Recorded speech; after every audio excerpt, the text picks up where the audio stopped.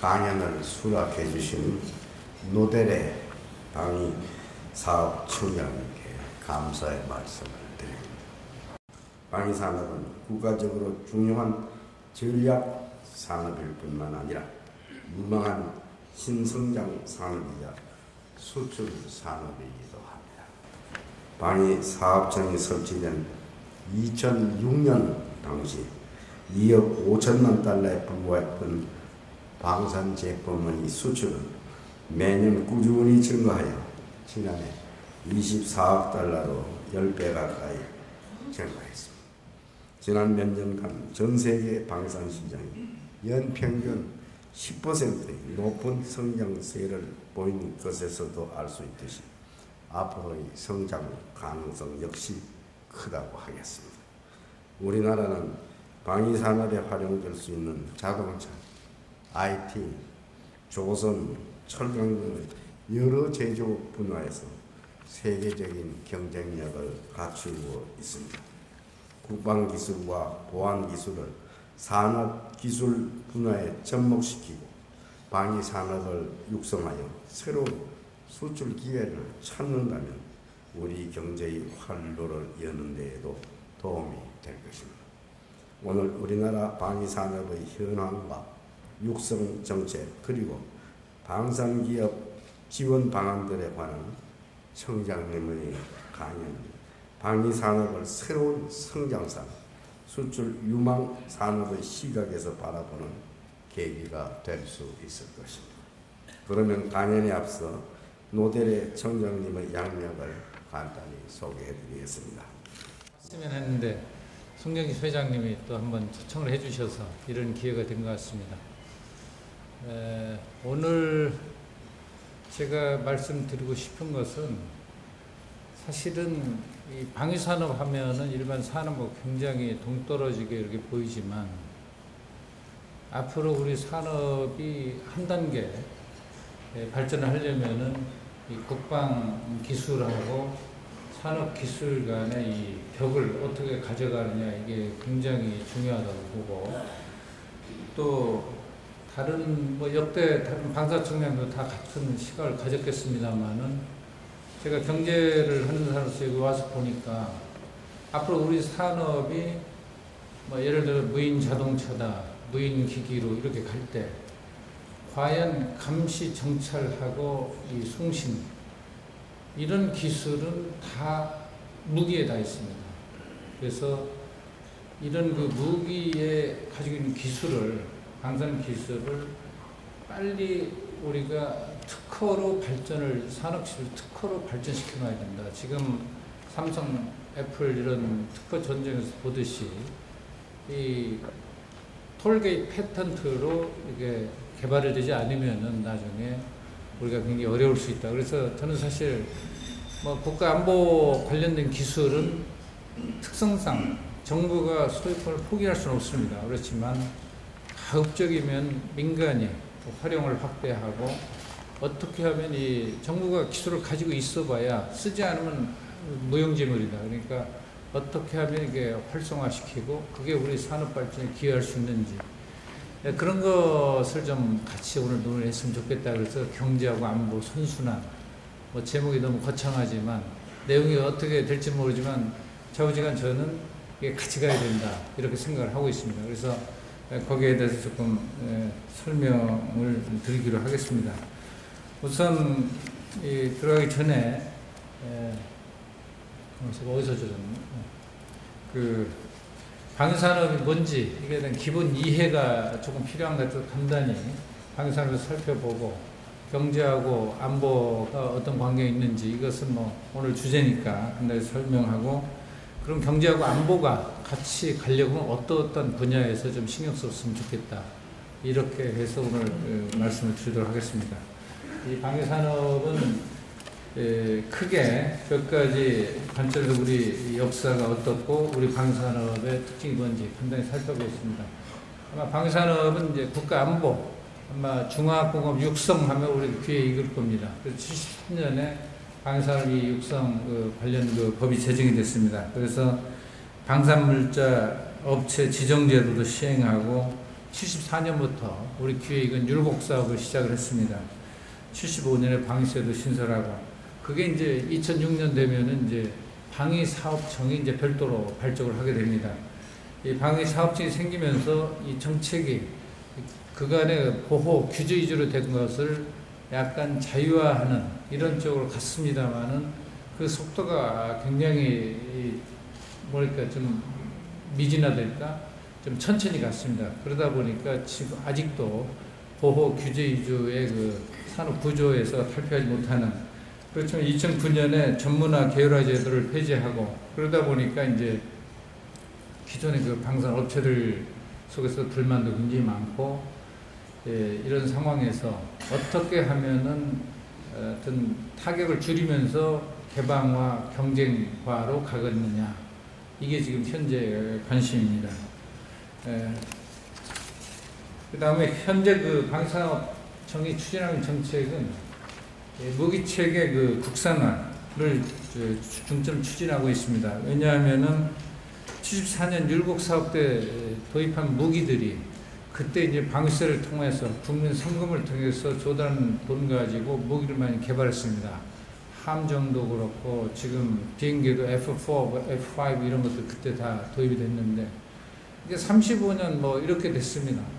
그러다 보니까 30년 정도 되다 보니까 무기가 이제 도태 시기가 도래하고, 그래서 지금 이것을 이제 이 대체를 해야 되는데, 대체할 때 우리의 산업 기술이 어느 정도 수준에 왔기 때문에 가능하면은 국산화 쪽으로 이렇게 하자 해서 이제 국산화 무기로, 국산 무기로 이 대체하는 이런 작업들을 지금 계속 추진해 오고 있습니다. 그러다 보니까 이제 시행착오도 있고 거기서 이제 무기 불량이다 이런 얘기도 나오고 이렇게 되고 있습니다. 그렇지만 우리가 따라잡는 기술의 속도가 워낙 빠르기 때문에 조만간 이런 것은 다 극복이 될 거다 이렇게 보고 있습니다. 현재도 상당히 이런 제도상의 그 루폴을 많이 보완을 해서 이쪽에서 품질이 획기적으로 매일매일 달라지고 있다 이렇게 보시면 되겠습니다. 특히 그 우리는 IT, 조선, 자동차, 이게 방위 산업의 핵심 기본 인프라 산업입니다. 이 산업이 전 세계 탑을 달리고 있기 때문에 이것을 방산 쪽으로 적절히 응용만 하면은 탑의 위치를 우리도 빨리 잡을 수 있다 이렇게 보고 있습니다. 또 우리의 그 전략 산업으로 이거 발전시킬 필요가 있다 이렇게 생각합니다. 무기체계 국산화 하려면은 산업 발전하고 우리 기본 아까 인프라 이 산업이 있어야 되고 또 수요가 적절히 있어줘야 됩니다. 근데 우리는 사실 매년 뭐 북한이라는 적이 있기 때문에 무기에 대한 투자를 전 세계로 보면 그래도 수의 그룹에 속합니다. 그래서 1년에 약 85억 불, 약 10조 원 정도를 무기에 계속 투자를 하고 있기 때문에 기본적인 수요는 밑에 깔아주고 있습니다. 그래서 정부가 이렇게 되고 있기 때문에 우리가 적절히 이런 정부 수요와 이 시장 수요가 같이 연결만 잘 시키면은 우리가 이쪽을 발전시키는 좋은 계기가 될 수 있다 이렇게 보고 있습니다. 그래서 이 무기 산업도 우리가 경쟁력 있는 분야는 전략 산업으로 육성을 해 나가야 됩니다 이렇게 보고 있습니다.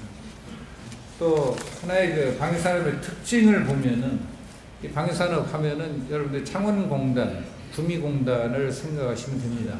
그쪽 보면은 다 자본 집약 산업의 장치 산업입니다. 그리고 거기에서 보면은 창원공단 모든 부품을 갖다가 체계를 조립하는 복합 체계 산업입니다. 이 무기는 액큐러시, 정밀도가 굉장히 높아야 되기 때문에 보통 일반 상품도 이제 퀄리티가 굉장히 중요하지만 무기에서는 아주 오차가 없는 그런 그 퀄리티를 요구하니까 높은 수준의 정밀도를 요구합니다. 그래서 아마 이 복합 체계 산업 중에서도 시스템 오브 시스템 이렇게 해가지고 아주 고도의 복합 체계 산업이다 이렇게 보시면 됩니다. 그리고 지금 여기도 썼습니다만은 요즘 무기는 멀리서 발견해서 직접 앞에 가서 싸우지 않고 이기는 그런 쪽으로 가고 있습니다. 가이디드 웨펀, 그래서 유도 무기 이렇게 해가지고 가기 때문에 싸우지 않고 이기는 무기가 최고의 무기입니다. 그래서 싸우지 않고 이기는 무기는 아주 멀리서 관찰하고 멀리서 때리고 이런 무기입니다. 아마 그런 무기가 무기 쪽 분야 아니고 앞으로 산업 분야에도 이게 분명히 이렇게 갈 겁니다.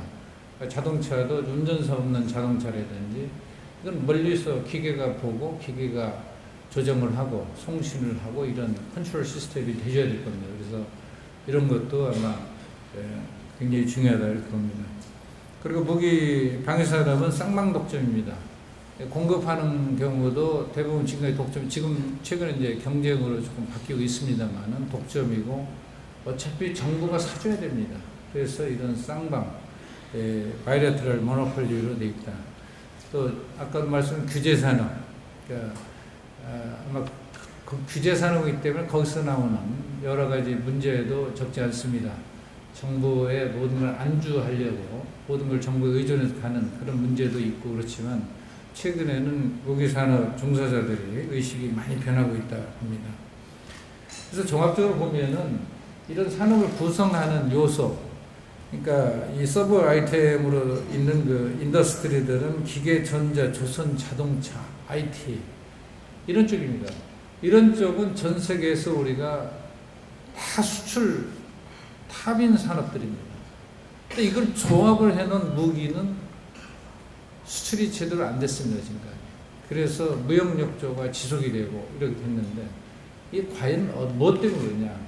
어디에 인에피션시가 있어서 이렇게 되느냐? 이게 우리의 과제입니다. 그래서 앞으로 무기 산업에 대해서 지금까지 이런 그 분석적인 효과적인 정책 측면에서의 분석이 부족해서 이렇게 됐다 이렇게 봅니다.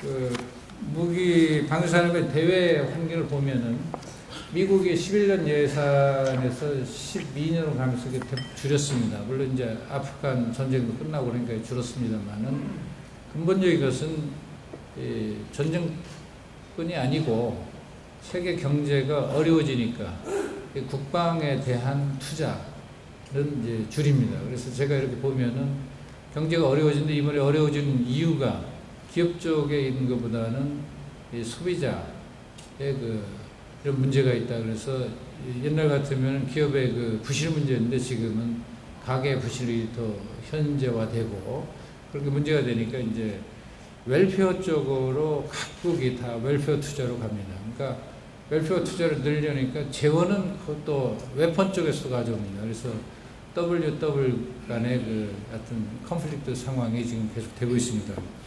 그래서 이런 상황이 갖는 의미는 우리가 자꾸 각국의 무기에 대한 지출을 줄이는데 우리는 수출을 늘리려고 그러니까 수출하기가 굉장히 어려운 환경이 되고 있다. 이것을 시사하고 있습니다. 세계 주요국의 무기 획득을 보면 미국이 약 1,400억 불, 우리가 아까 말씀드린 85억 불입니다. 그래서 우리 이 규모 가지고는 사실 마켓 사이즈가 적정하다고 보기가 굉장히 어렵습니다. 1,400불 가지고 1,400억 불 가지고 그 시장을 운영하는 국가하고 경쟁해서 우리가 이게 굉장히 어렵습니다. 그래서 이런 상황에서는 우리가 어떤 특수한 비교 우위가 있는 분야로 특화해서 우리가 경쟁력을 갖고 나가야 된다. 이것을 의미합니다. 세계 무기거래 규모도 사실 보면은 2010년에 완전히 굉장히 줄었습니다. 이때는 이제 세계 경제 위기 때문에 전 세계가 무기에 대한 투자를 줄였기 때문입니다. 그렇지만 2011년에는 지금 다시 회복을 많이 했는데요. 이것은 주로 이제 이란 핵 위협 때문에 그쪽에서 이란 쪽의 수요가 굉장히 많이 늘고 있습니다. 아마 2012년은 지금 이 동아시아, 아시아 지역의 군비 경쟁이 중국 쪽으로 되기 때문에 저희한테 이제 무기 수요가 주로 중국 주변의 국경을 맞대고 있는 국가들에서 많이 생기고 있습니다. 아마 2012년은 아마 아시아 쪽에서 무기 수요를 창출할 거다 이렇게 보고 있습니다. 우리 방산업체는 현재 95개국, 대부분 이제 중소업체가 많습니다. 대기업은 32개지만 실제 아주 10대 대기업이 전체 매출의 80%를 차지할 정도로 10대 대기업의 비중이 높은 편이다 이렇게 생각합니다. 또 방산업 매출 규모는 사실 여기 쭉 5조에서부터 9조까지 이렇게 있습니다만은 방산 무기를 어디 딴 데 팔 데가 없습니다. 결국에는 정부 예산 규모가 이게 실링을 정한다. 이렇게 보시면 될 겁니다. 그래서 우리 예산 규모가 한 9조, 10조 정도 되니까 여기도 매출이 9조 3천 이렇게 나온다. 우리 국방과학기술 수준이 매년 높아져 가고는 있습니다. 매년 1, 2%포인트씩 높아지고 있지만 아직도 전 세계 수준이 한 80% 수준입니다. 그러니까 80%는 옛날에 비해서는 엄청 따라는 잡았지만 이 80% 가지고 100%하고 경쟁하는 데는 아직도 갈 길이 굉장히 멀다. 이렇게 보고 있습니다. 우리의 그 수출은 지금 최근에는 이제 수출이 많이 늘고 있습니다만은 아마 수출이 무역 역조 이 문제는 정부가 새로운 무기 얼마나 투자를 하느냐 여기서 이제 결정이 됩니다. 사실 우리가 이제 무기를 지금 대체해야 될 시기가 되기 때문에 국외 도입도 굉장히 많이 늘고 있습니다. 그래서 아마 무역 역조 이 문제는 어떤 그 정부의 그 정책에 따라서 역조 규모는 달라진다. 그러니까 인위적인 변수가 있다 이거죠. 중요한 것은 우리의 수출, 국내 시장 말고 해외 시장으로 수출은 꾸준히 늘어가는 게 더 중요하다 이렇게 봅니다. 그래서 수출입보다는 수출 사이드를 이렇게 보고 해석을 하는 게 방산 정책은 더 중요하다. 지금 아마 수출 정책, 수출을 제가 워낙 강조를 하고 있기 때문에 계속 늘리고 있고 금년도도 한 30억 불 목표로 하는데 지금 16억 불인가 17억 불 했습니다. 아마 크게 하는 그 딜들이 많이 남아있기 때문에 금년 수출 목표 달성도 무난히 될 거다 이렇게 지금 보고 있습니다. 정부 예산은 전체 국방부 예산이 약 33조 원, 아마 작년 2012년 기준입니다. 금년 기준입니다. 그 중에서 약 3분의 1이 무기 획득 예산입니다. 또 그리고 약 10분의 1 이게 군납, 주로 장병들 의식주하고 먹는 것, 뭐 입고 재우는 데 필요한 돈이 약 3조 원이 들어갑니다. 그래서 약 10조 원의 이 예산이 무기 획득 예산입니다. 근데 최근에 그 국내에서도 교육이나 복지에 대한 요구가 굉장히 크기 때문에 저희가 그 국방 예산을 늘릴 필요성은 다 인정을 하면서도 재원을 염출할 때가 그렇게 녹록지가 않은 상황입니다. 아까 밑에 수출 문제는 말씀드린 것 같습니다. 지금 방산 구조 개혁을 많이 추진하고 있는데 아마 주로 이제 지금 독과점적으로 특정 공급하던 것을 경쟁 체제로 좀 바꾸고 있습니다. 근데 문제는 이제 마켓 사이즈가 위축되는 상황에서 경쟁으로 가면은 기업이 버텨낼 수가 없습니다. 그래서 제가 생각할 때는 마켓을 확장하면서 경쟁 체제를 도입해야 된다 이렇게 보고 있습니다. 그래서 마켓 확장을 위해서는 국내 마켓은 어차피 예산이 제약이 돼 있고 그러니까 해외 마켓을 많이 확보하는 게 우리의 어떤 나갈 길이다 이렇게 보고 있습니다. 그 왜 그러냐면은 밑에 수출을 통한 마켓 확장 이렇게 써 있습니다만 우리 예산이 구매에서 약 7조 원인데 7조 원 R&D도 구매를 보면 약 10조 원입니다. 그것이 국회 가서 예산 투자에서 5%를 늘려봐야 약 3,500억 원. 3,500원 가지고 우리 방산업체들이 다 나눠보면은 몇 푼이 되질 않아요. 그래서 국회에서 그것도 늘려야 되겠지만 아무리 해봐야 약 3억 불인데 이 3억 불 가지고 누구 코에 붙이느냐. 근데 제가 이 방산 수출을 해보니까 1년에 한 10억 불 늘리는 것은 조금 노력하면 되겠더라고요. 그래서 차라리 해외가 더 3배 늘리기 쉬운데 왜 국내에서 이러냐. 그래서 지금 1년에 10억 달러 정도씩 이제 볼륨이 커지면 그보다 더 많이 늘겠죠. 그래서 이렇게 늘려가는 전략 이게 앞으로의 살 길이다. 그래서 수출을 통해서 이 국방비 우리가 이 무기 개발할 때 투자한 비용을 수출을 하면은 그 투자비를 분담시키는 효과가 있습니다. 그래서 우리 국방비 절감에도 기여하고 우리 방산업체 수요 기반도 확대하고 결국에는 일자리도 늘고 이런 서로 윈윈하는 이런 효과가 있기 때문에 방산 수출은 늘려야 된다. 다만 이제 방산 수출은 특징이 여러분 기업이 가서 수출하려고 해서 상대국 가서 군이나 국방부역을 만나야 됩니다. 처음에 접촉 자체가 안 됩니다. 그래서 상대국에 가서 접촉을 하려면은 저 방위사업청장은 접촉이 됩니다. 방위사업청장, 우리 국방부 장관 아니면 현지의 무관 요 정도밖에 접촉을 못합니다. 그래서 정부가 초기에는 브리징 역할을 잘해줘야 됩니다. 그래서 이 브리징 역할을 강화하는데 저희 예산을 상당히 많이 쓰고 있습니다. 여기 뭐 이오시스템 사장님도 계시지만 저희가 뭐 출장도 많이 나가고 가급적이면은 출장 갈 때도 우리 기업체들 그날에 필요한 브러쉬는 가지고 와서 거기서 뿌리고 다니면서 우리가 써보니까 좋더라 이렇게 하고 있습니다. 그래서 브리징 역할을 강화하는 게 굉장히 중요하다 이렇게 봅니다. 다음은 이제 경제와 안보의 관계입니다. 사실 아까 우리 회장님께도 말씀하셨습니다만은 우리 뭐 안보에 벽이 없으면 외곽을 안보에서 받쳐주지 않으면 경제활동은 사실 어렵습니다. 우리가 세계 9위, 수출 7위의 그 경제 대국을 건설한 것도 우리 기업들이 열심히 뛰었습니다만은 만약에 국가 안보가 제가 이스라엘 그런 데 가보면은 굉장히 이 안보가 중요하다는 걸 더 실감을 합니다. 제대로 뒷받침 안 해주면 이게 이렇게 갈 수가 있겠느냐 이런 생각을 합니다. 그래서 뭐 신용 등급도 최근에 많이 개선이 되고 또 안보가 불안해지면은 크레딧 디폴트 스왑 CDS 프리미엄도 계속 올라갑니다. 물론 뭐 0.05%나 0.8% 상승 이게 뭐 큰 비중 아닌 것 같지만 여기에서 차입 금리 올라가고 불안해지면 어떤 거래를 할 때 마케팅 할 때 바게인 할 때 굉장히 불리합니다.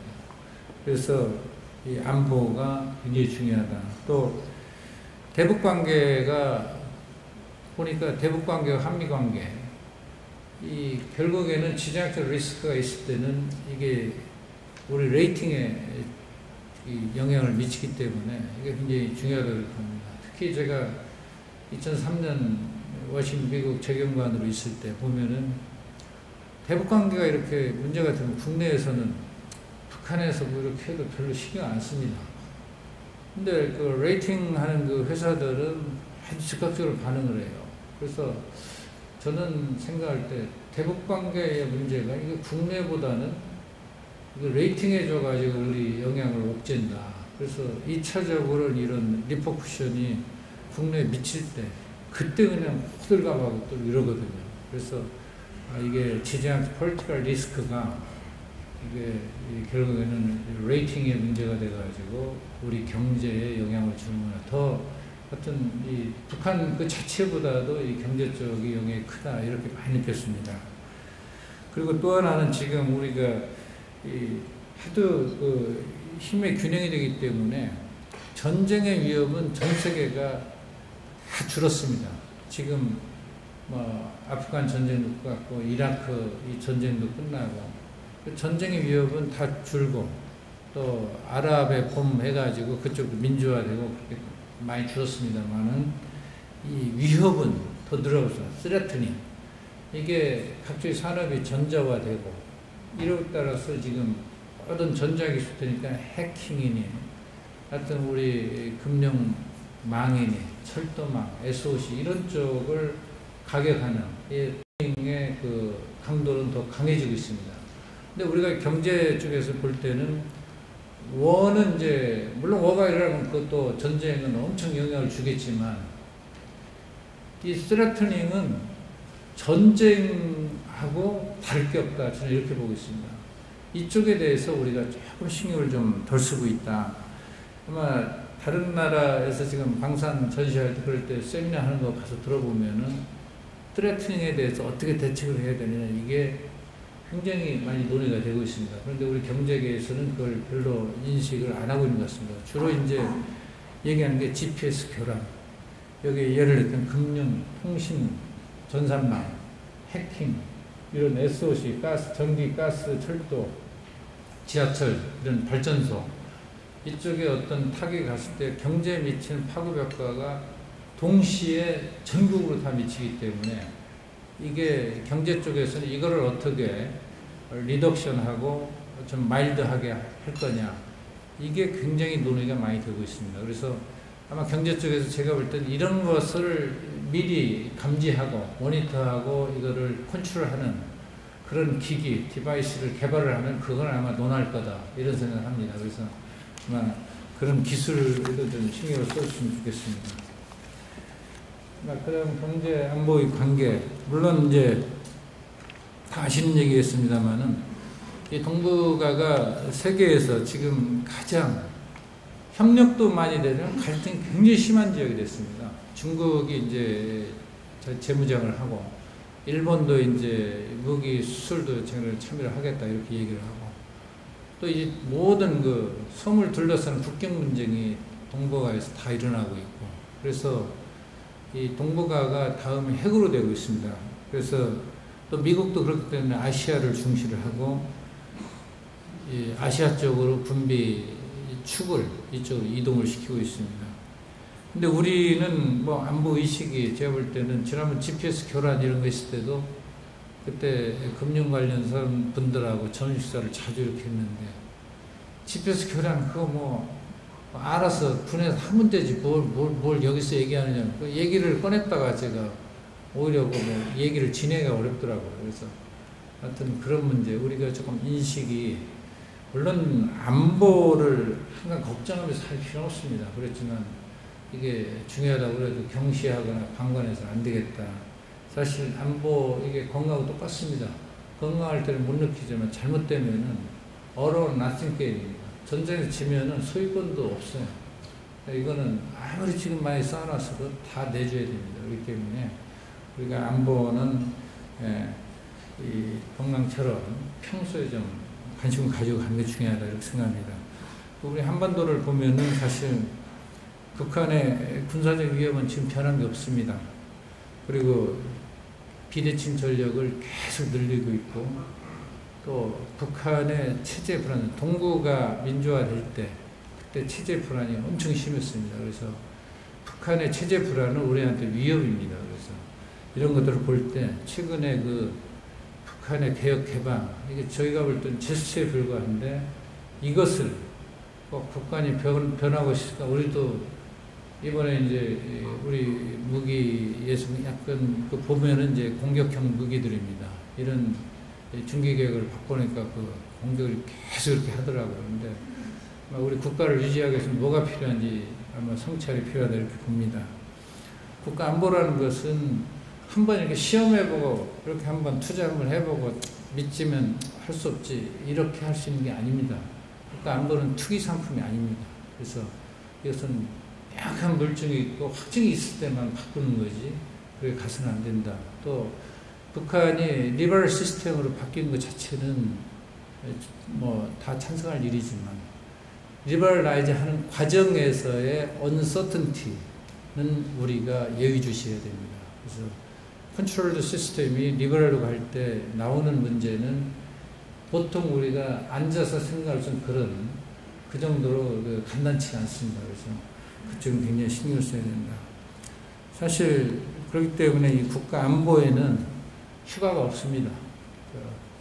뭐 잠시 휴가 가고 이렇게 할 수 없기 때문에, 또 정권 말이라고 해서 우리 방위사업청이나 국방부 이쪽에 정권 말이라도 보초 안 쓸 수 없잖아요. 계속 해야 됩니다. 그래서 저희는 지금도 불량 무기 나오면은 뭐 그 테스트하고 그러다 보니까, 어제 정보관계 담당자를 만났는데 방위사업청 나쁜 기사가 너무 나온다는 거예요. 그래서 글쎄 그거 안 나오게 하려면 간단하다고 일을 안 하면 됩니다. 테스트 안 하고. 거기서 얘기가 그렇습니다. 방위사업청에서 자꾸 원칙대로 하기 때문에 그래도 그런 기사가 나오지. 지금 다른 부처들은 안 나온다 이거예요. 뭐 칭찬 같지만. 그래서 우리는 그거 관계없이 국가 안보는 휴일이 없다. 계속 해야 되고 원칙에 맞게 개선하는 것은 끝까지 이렇게 해나간다. 이걸 말씀드립니다. 그러면 이제 마지막으로 오늘의 메인인 경제와 안보의 병행 발전에 대해서 좀 간단히 말씀드리겠습니다. 아마 제가 와서 보니까 국방 무기 개발, 아마 민간 기업으로서는 도저히 투자해서 하기 어려운 것들을 정부가 하고 있어요. 그래서 예를 들어 지금 파워백 개발 계속 실패를 하는데도 민간에서 그렇게 하면 민간 전문 CEO가 그거 계속 투자를 하겠습니까? 그 지탱을 못 합니다. 그런데 제가 볼 때는 이 기술이 개발되면은 군 쪽에 모든 장비에 다 계열화해서 다 쓸 수가 있고, 우리 엔진이 1200마력 정도는 가 있고, 큰 거 선박에 쓰는 거, 뭐 집체만 엔진은 그건 저희가 무기에는 못 쓰는 거기 때문에, 이게 하여튼 컴팩트하면서 출력을 고출력 내는 엔진을 우리가 없습니다. 그래서 다 그 부분은 다 독일이나 일본을 수입해 쓰는데, 이거를 한번 극복하면 이 부가가치가 굉장히 클 것이다.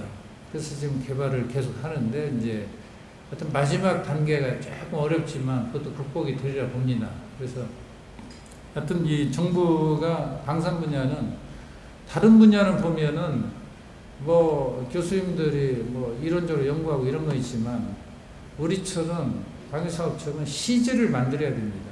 그냥 단순히 연구가 되는 게 아니고 물건으로 나와줘야 됩니다. 그렇기 때문에 여기서 그 과정에서 기술 획득이 굉장히 많이 된다, 이렇게 봅니다.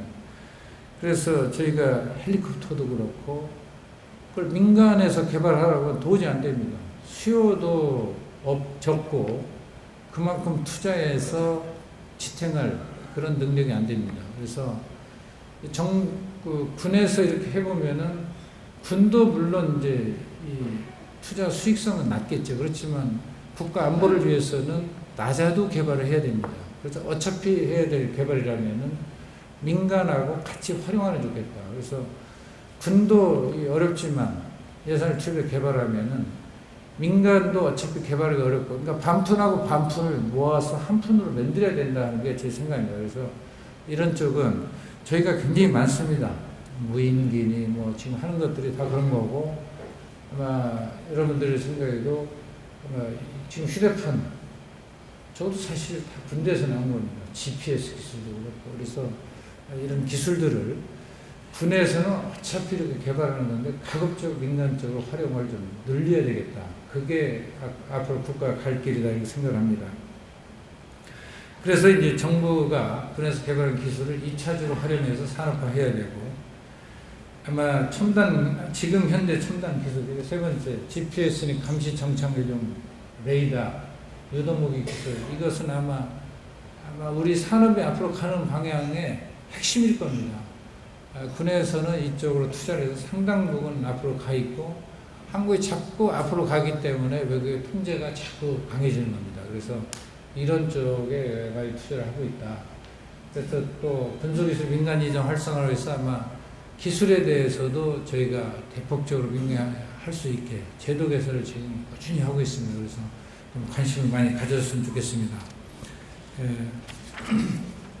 그게 아마 구체적인 사례 이렇게 보면은 지능 경계 감시 로봇 이런 게 군에서 이렇게 했는데, 실제 서산 석유 비축기지 그런 데서 활용되고, 알제리 그런 데 수출이 대량으로 했습니다.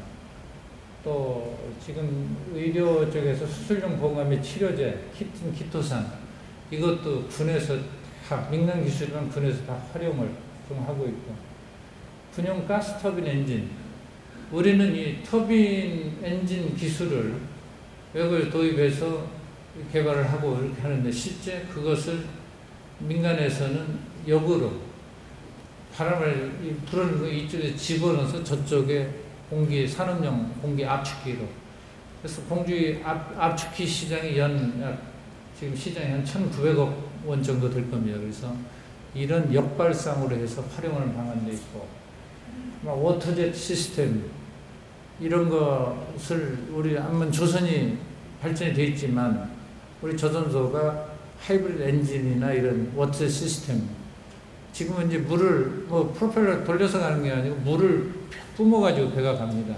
이런 기술들은 우리 민간 조선소가 시장 얼마 내고 투자를 못합니다. 그렇지만 우리 조선소가 세계 탑이 되려고 그러면, 진정한 탑이 되려면 이런 기술들이 있어야 된다. 그래서 하이브리드 엔진도 그렇고, 방위사업청이 그런 선박 기술 이런 것도 한 7, 8가지가 굉장히 부정한 것들이 있습니다. 그런 쪽은 저희가 적극 기술 개발을 추진을 돕고 있습니다. 아마 탄소섬유, 이건 민간에서 개발했지만 군용으로 엄청 많이 쓰이고 다 아실 겁니다. 그래서 자외선급 대형 사파이어, 이것도 유도무기의 그 IR 영상 보호 장치로 사용되고, 이렇게 서로 호환해서 쓰는 분야가 굉장히 많다는 것을 말씀을 드립니다. 앞으로 경제와 안보가 병행이 발전을 하려면은 결국에는 국방 부분에서 R&D하고 민간 부분 R&D를 같이 협력을 해야 된다 해서 지금 이번에 지식경제부하고 같이 공동으로 이렇게 추진을 로드맵을 작성을 했습니다. 아마 앞으로는 확실히 이 분야가 더 활성화될 거로 믿습니다. 그 다음은 이제 협력 발전을 하기 위해서 저희가 생각할 때는 이제 국방 R&D 기획 체계를 기획하는 단계에서부터 군 소요만 생각하지 말고 민간이나 해외 수출까지 생각해야 된다. 군 소요만 생각, 우리 군에 맞게 너무 그 요구하는 그 수준, 리퀘어먼트 레벨을 너무 높여, 스펙을 너무 높게 잡아놓으니까 수출하는 데는 사실 우리가 가난한 나라들 많습니다. 그런 쪽에서는 대충 무기라고 생긴 것만 있으면 정권 안전에는 문제가 없으니까. 근데 비싼 것은 조금 꺼려합니다. 그래서 어떤 스펙을 다른 나라 수준에 맞춰서 우리한테 이렇게 하지만 옵션으로 해서 낮춰서도 할 수 있게 이렇게 좀 설계를 하자, 이런 쪽으로 가고 있습니다. 그 핵심 기술 과제도 우리가 꼭 필요한 분야, 진짜 핵심 분야를 중점적으로 개발하는 이런 전략으로 가서 비교 우위 산업을 육성을 하자.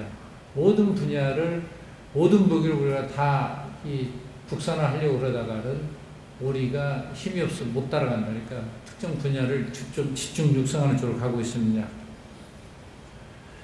전략 기술 로드맵을 만들어서 가자. 아까 그 보고 드린 대로 기술 로드맵을 우리 산업 부분하고 같이 세우고 있습니다. 그래서 산업 부분하고 이 방산 부분이 같이 가도록. 두 번째는 이제 업체 투자 활성화입니다. 지금 이것은 아마 방산 업체들도 굉장히 거부는 안 하고 약간 이 부정적인 시각이 많았었는데 최근에는 다 긍정으로 이렇게 돌아선 것 같습니다. 이 취지는 뭐냐면은 우리 방위사업청이 주도해서 이렇게 기술 개발을 하다 보니까 업체는 이 하청업체로 전락을 합니다.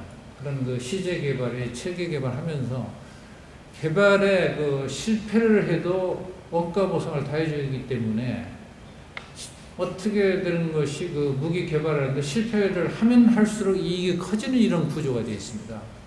그래서 이건 안 되겠다. 그래서 업체가 주도적으로 개발을 해서 성공을 하면은 개발하는 데 들어간 비용은 양산에서 무기를 납품할 때 그때 원가에 다 보전을 해주겠다. 이렇게 바꾸고 있습니다. 그 이유는 뭐냐면은 개발을 할 때 어떤 성의를 다 기울여서 하고 품질이 완전한 무기를 개발하라 이거예요. 그러면 거기에 보상을 다 해준다. 그렇지만 실패를 할 때는 그때는 정부가 일일이 그걸 다 책임져 줄 수는 없다.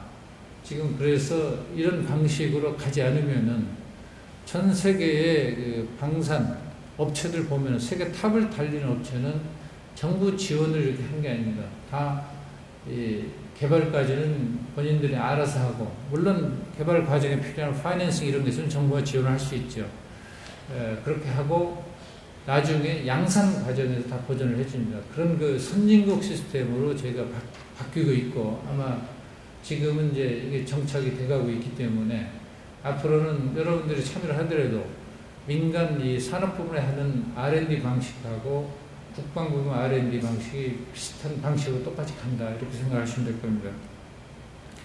제도적 기반 확충, R&D 협력에 관한 법령은 조금 지금 다릅니다. 그래서 민간 체계하고 이것도 같이 가능한 맞춰 나가도록 법령을 정비하고, 국방부의 지식재산권의 민간 활용 촉진, 아마 여러분들이 관심이 많을 텐데, 업체가 정부하고 같이 투자해서 개발을 하더라도 소유권은 정부에 있습니다.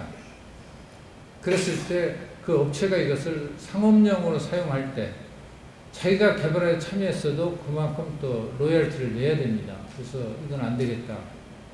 업체가 참여한 지분만큼은 업체의 권리를 인정해 줘야 되겠다. 그렇게 해서 제도를 바꾸고 있습니다. 그리고 이제 업체가 그걸 다시 재투자해서 새로운 기술을 개발할 때 기술 소유권을 업체로 이렇게 하자. 여러 가지. 그리고 통상 실시권도 정부가 기술 가지고 있으면 뭐 하느냐. 업체가 쓰려고 하면 포괄적으로 실시권 부여해서 업체가 자유롭게 이용하도록 이렇게 개선을 해줘야 되겠다. 물론 이제 그런 기술이 이제 MTCR이나 이런 국제적인 규범에 어긋나는 그런 기술은 제약이 있을 수밖에 없습니다. 그렇지만 그렇지 않은 기술은 업체 위주를 가자 이렇게 되어 있습니다. 아마 조직회계 정비 이거는 아마 특별히 관계는 없을 겁니다. 국방 기술하고 특허 문제 뭐 지금 기술 경쟁 시대 특허 전쟁 시대로 다 바뀌는 건 다 아쉽고 국방 기술도 이제 사실은 기술만 개발하면 되는 줄 알았는데 이렇게 해서는 안 되겠습니다. 특허를 이제 만들어 놔야 되겠다. 그리고 특허에 맞게 R&D 정책도 가야 된다. 이렇게 보고 있습니다. 그래서 특히 또 방산 수출할 때 우리가 수출을 많이 합니다만은 특허권을 그날에 설정해 놓지 않으면은 당연히 분해해가지고 역설계해서 만들어서 그래 대응할 수 없습니다. 그래서 우리 해외에 특허를 설정하는 이런 그 정책도 앞으로 더 강화해서 해야 되겠다 이렇게 보고 있습니다.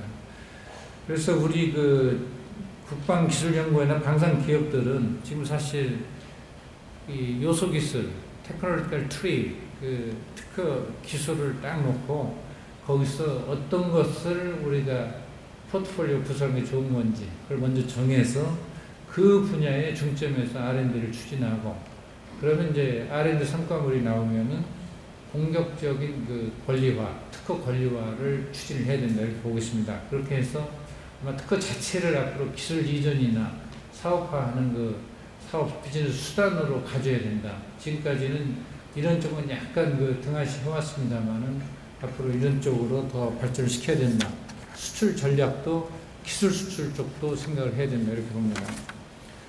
아마 우리 그 방산 기술이 최근에 우리가 이 무기 수출하다 보니까 무기 수출은 그냥 무기 자체만 수출하고 계속 이거 써라 이렇게 해서 수출을 할 수가 없습니다. 꼭 오케스트라 주의처럼 수출하면서 나중에 현지화는 어떻게 하고 그리고 조립 공장 어떻게 하고 그 다음에 기술 지전을 어떻게 하고 이 무기 쓰는 방법, 트레이닝, 조정하는 방법은 어떻게 하고 AS는 어떻게 하고 그런 기술들을 전해줘야 됩니다. 그렇기 때문에 그 전하는 과정에서 우리 기술이 새나갈 수가 있습니다. 그래서 저희는 이제 그런 그 기술 새나갈 우려를 하고 사실 이 무기 기술이 그걸 터득하는데 엄청나게 많은 투자를 한 건데 그게 새나가 버리면은 우리 뭐 정부 기관이 새나간 거는 뭐 적겠습니다만은 민간 기업이 ADD가 개발한 기술을 수출 준다든지 이러면 굉장한 문제가 생깁니다. 그래서 저희가 이 기술 이전에 대한 통제를 좀 강화해야 되겠다 해서 방위사업청에 이번에 방산기술통제관실을 만들었습니다. 그래서 앞으로는 물론 이게 뭐 우리 기술 통제도 통제지만 해외에서 우리가 기술을 들여오려고 그러면은 한국을 워낙 이제 똑똑하고 잘 만드는데 기술을 주질 않습니다. 그래서 중요 무기를 도입을 할 수가 없어요. 그래서 이걸 지금 만들어 놓으니까 우리에 대한 인식이 지금 바뀌어서 수입 허가를 진짜 수출 허가, 엑스포트 라이선스 2열 발급을 안 하던 무기들도 최근에는 이제 발급하는 쪽으로 이렇게 바뀌고 있습니다. 그래서 우리가 우리 기술도 보호해야 되겠고 우리가 필요한 무기, 필요한 기술을 도입하려도 이런 게 안 돼 있으니까 도입을 못 합니다. 그래서 앞으로는 기술에 대해서 기술의 가치도 높지만 이 관리하는 데도 우리가 신경을 써서 이렇게 나가겠습니다. 다음은 이제 품질 안정화 문제입니다.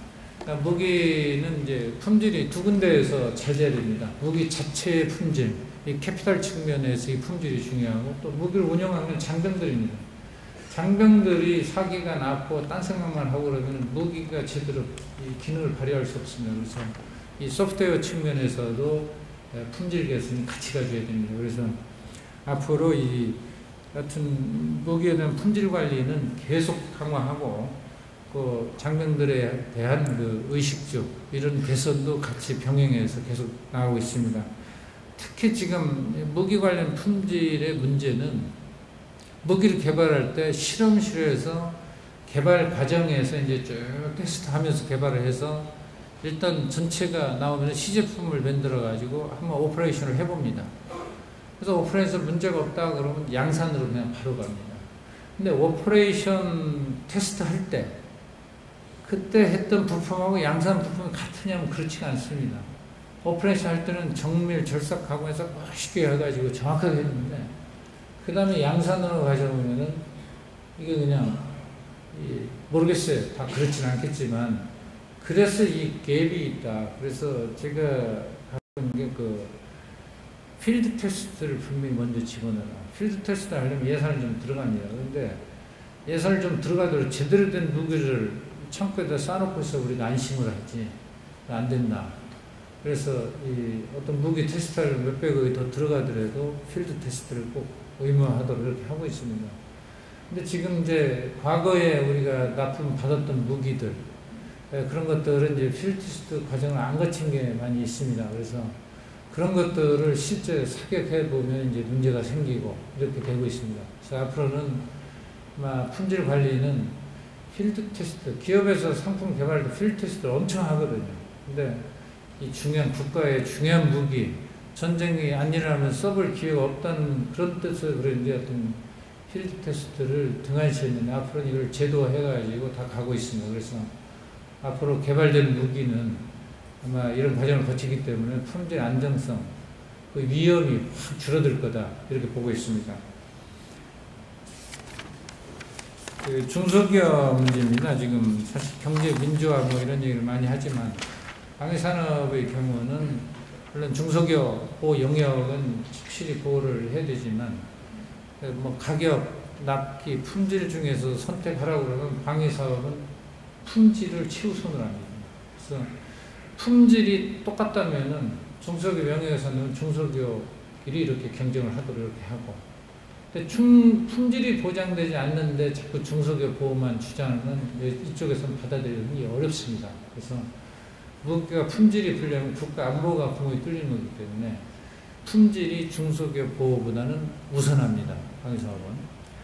다만 이제 우리 방산업체를 아까도 설명했지만 66%가 사실 중소기업이고, 또 분납업체는 주로 분유의식주 뭐 이런 거 납품하는 그런 개인 장구 납품하는 그 업체들, 분납업체는 100%가 중소기업입니다. 그래서 이런 업체들이 살아나는 터전은 꼭 마련해 줘야 돼요. 그래서 이쪽 정책은 같이 하고 있습니다. 그래서 중소기업이 지금 입찰할 때 가점제도, 사실 중소기업 가점제도 주면 모든 중소기업 가점을 다 받아가지고 의미가 없는 경우 있고, 대기업은 다 받거든요. 그래서 가점제도는 그게 제가 조달청장에 있을 때 보면은 있으나만 한 게 가점제도입니다. 그래서 의미 있는 가점제도가 되도록 제도를 고치고 있고, 또 대기업 신용평가 제도도 사실 평가해보면은 중소기업, 대기업 놓고 신용평가를 해보면은 대기업이 당연히 높게 나옵니다. 그래서 어느 수준 이상이 되면은 패스 페일로 이렇게 바꿔라. 그래서 그 정도 이상이면 같이 경쟁할 수 있게 해주는 게 좋겠다. 또 어떤 분야는 중소기업한테 포괄 이임이 되는 게 있습니다. 그런 분야는 중소기업 고유업종으로 지정을 해서 가도록 이렇게, 그러니까 아니면 분리발주를 하든지 이렇게 해나가고 있습니다. 특히 그 소프트웨어 분야들이 그런 게 많습니다. 그래서 대기업이 납품을 이제 우리가 낙찰을 받아도 중소기업 100% 가는 그런 영역은 중소기업이 직접 받도록 이렇게 해야 되겠다. 지금 또 하나는 이제 특정 규격 문제가 있습니다.